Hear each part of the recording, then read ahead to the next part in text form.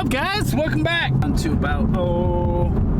down to about 287 miles, 300 miles. I got a couple questions. There's really no prompts or anything that comes up. But I think you have to hit 500 miles in order for this thing to like unlock its full potential. I'm not sure though. I keep getting the question, what's it like compared to my SS1 LE? Do you actually need to buy a ZL1? Is the car like overhyped? Is it overrated? And just what are my thoughts in general? Well, there's so many layers to that answer, it's unreal. I have a hard time explaining it to people. It depends on what you need, depends on what you want, depends on what type of person you are, your driving styles, and also like your end goal as far as like what you want the car to be. And if you're okay with the NA build, I would definitely say stick with the SS1 LE. And I'm gonna say this because after driving this car for a couple hundred miles, and I've been daily driving this, you know, for the channel one. Also, I want to get the clutch broken and I want to get some miles on the motor. There's a couple options, like the launch control is grayed out. It's not allowing me to select it and use it.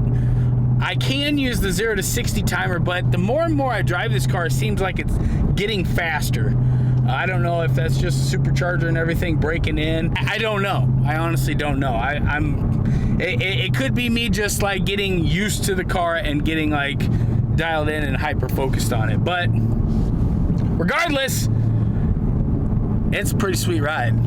I feel very fortunate to have this car. I feel very lucky. Does it get the attention any more so than the SS1 LE? No. I actually think it gets about the same amount of attention. The SS1 LE is a stupid amount of car for the money. It's crazy good. I want to say it's identical, but after driving this car for a couple weeks, it feels like the gearing is different in this car. 100%. I have a hard time saying it's the same car because this car absolutely it chews through gas like you don't even know. It's so hard saying it's the same car. I have a hard time saying that and standing behind it now. This car is, I'm just gonna take my sunglasses off here. This car, I'm gonna tell you what, now I knew this was coming and I knew it was going to be terrible. And I said this, I called it like months before I got this car, that a new motor with the piston rings and just the valve train and everything being so tight, it's gonna take more effort. It's gonna take time to break all that stuff in. And that's gonna kill your fuel economy. That's just part of it. You know, you will be able to break the motor in and have everything loosen up. We'll switch over to AMSOIL, we'll get everything, and we'll see how far we can get the fuel economy back up too. Let's just take a look here. Within the so I got a touch over half tank of gas. Yeah, let's see if I can't darken that up for you. I got a half a tank of gas, just a little over, and it says 169 miles. Now, I knew this was coming, so I've been averaging the best I got. Within a 50-mile duration was 21.8, and it looks like, you know, I'm averaging about 15.7. I don't have a problem beating on this car, like stepping into it and leaning into it and getting, you know, trying to loosen this thing up, because in a couple days, this being middle of the week, on the weekend, I'm dropping this off. We're going down to Killer Performance. The Justin and the guys, they said that they would be able to get me, squeeze me in and get old Zozo up here. 700 wheels, what they're estimating. Now, you know, until we get everything on the dyno and everything's finalized, I mean, we're not going to know for sure, but 700 wheels, what we're thinking we're going to get. Man, 700 wheel, and Justin told me that there's 20% parasitic drivetrain loss. So this is going to take me up to You know, if you take just 700 times 1.2, 20%, that's 840 horsepower. So 840 horsepower, that's pretty close to what I'm thinking I might stick with this car. I also don't know the limit of the stock clutch. Yeah, it should be a pretty decent build. So I'm imagining the fuel economy is going to go down even worse. I know what everybody's thinking as far as like, you know, what are you bitching about fuel economy for? You know, it's going to suck before you bought the car. Actually, I think I got the build sheet in the glove box. Actually, got the glove. So perfect. There we go. Let's go over this build sheet. So it's saying 20 on the highway, 16 combined, 14 city, 20 on the highway.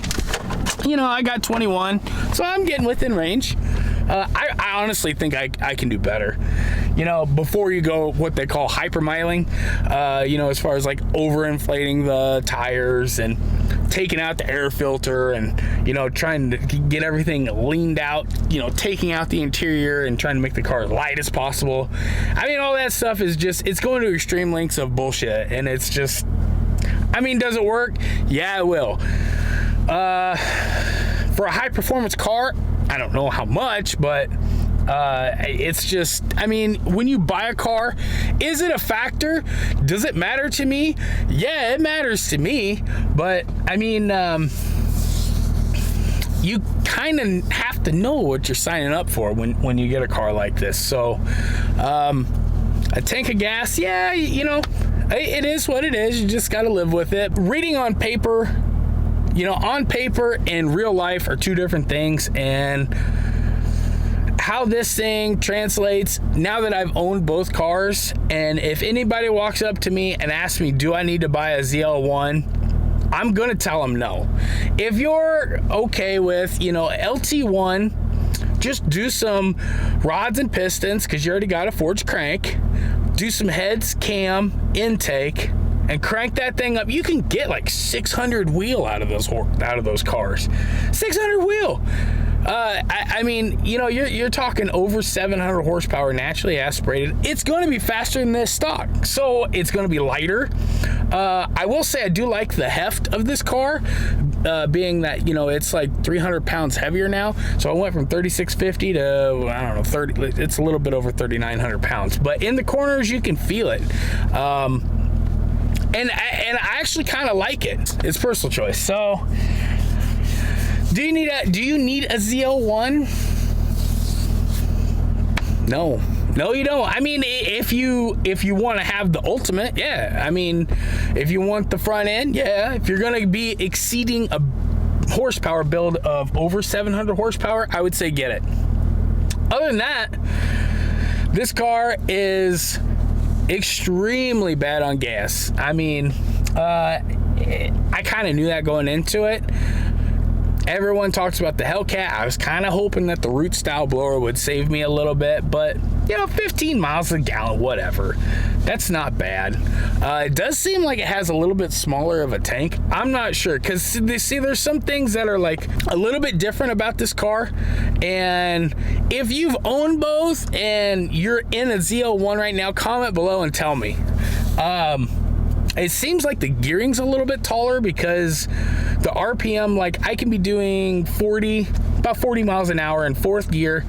I'm about 1900 as opposed to like the SS1 LE where I was an OJ. It'd been like $2,000, 2,100. So it's still got the 373 final drive, and I can't imagine GM making a different final drive, because anybody knows like anything about final drives, it's you got a ring gear and then you got a pinion gear.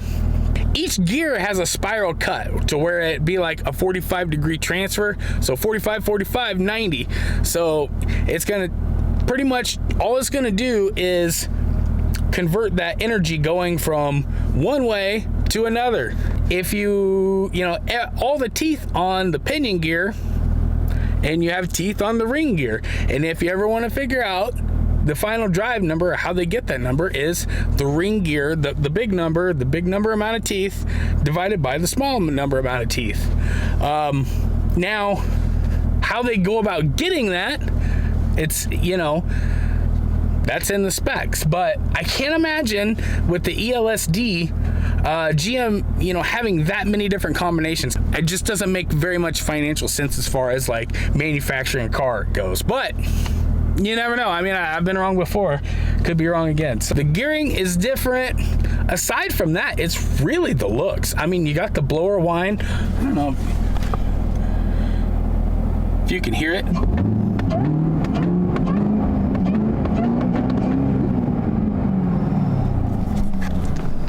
I'm not gonna lie, that's a little addicting. My insurance, and you know, insurance has a lot to do with your driving past, how many cars you have, your age, your credit score. My insurance was for OJ, my insurance was going to increase by just swapping this car out, was going to increase $7 a month. So my premium really, it didn't fluctuate at all, really. So I mean, the factor of increased insurance, increased payment, I mean, pretty much the only increase you're going to have is increase in fuel cost and increase in payment. And the payment you can control. Aside from that, I mean, if you really want a ZL1, get it and get it now. I mean, especially while they're new, or you can still find some really nice ones with little to no miles on them, maybe with some minor mods, and save your money. I mean, that's work already done. I think that you can get pretty much everything in a 2SS. I'm not sure exactly all the specs, if it's just the LT4 that's different, but I'm gonna tell you what, I love this mirror. The mirror, the carbon fiber, that's all stuff that you can get on a 2SS. The seats, I'm pretty sure that you can get the heated and cooled seats in a 2SS. I don't think that there's anything in here that's ZL1 specific. I know you can get like the suede on the doors, the knee pads, the ambient lighting. You can get all that on a 2SS. So I don't think that you really need a ZL1. I just have a hard time telling people, you know, if you want the ZL1 front end, obviously you're gonna have to get it. Everything about the Alpha chassis coming up, I feel like I've got a really good perspective. Main differences on the outside are going to be the rockers, the brakes, they're exactly the same. So, I mean, as far as like the brakes, they're just a different color. So the rockers, the wheels, the spoiler, now the spoiler does come out a little bit further than an SS. So, I mean, other than that, it's the same tire, same suspension, same everything, different hood. Oh my God, look at that front end. Holy shit. That is my favorite. Oh my God. Look at all the fucking air.